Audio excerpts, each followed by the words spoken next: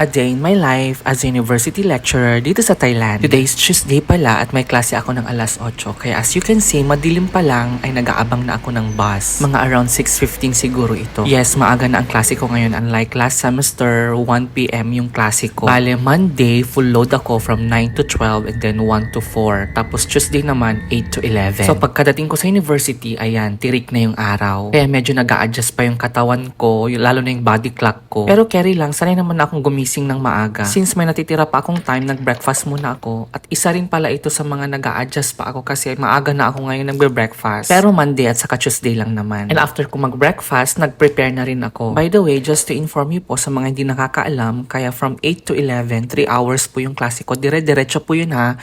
Isang klase lang yun. As in, diretso yun. Kaya dapat sa isang klase, sa lesson mo, dapat marami kang activities. Lalo na at umaga, antukin yung mga bata. Kaya madaming activities talaga. And pagkadating ko sa classroom, naka-set up na lahat, sinet up na ng mga bata. Ang aga-aga nila as in. So ako naman, nag-set up na rin ng computer at nag-check na ako ng attendance. Pero usually, mga around 8:15 na ako nag-check ng attendance. So after ng klase ko, ayun, diretso lunch na ako. At kung gugustuhin ko after lunch, pwede na ako umuwi kasi wala na akong klase. Pero nag-i-stay pa rin ako until 3 p.m. kasi may mga ginagawa akong mga, alam mo na, mga extra, ganun. Yes, madami akong mga extrang ginagawa kasi ang dami ko ring mga vacant time talaga kasi dito sa university. So pagpatak ng 3 p.m. or mga 3:15 ganun, umuwi na ako. So ganun lang yung routine ko ngayong second semester. And by the way guys, sa mga hindi pa nakapag-pre-order or naka-order ng aking latest book na Dear Younger Self, darating na po yung mga copies mamaya. So it's either bukas, masiship ko na yung mga orders ninyo via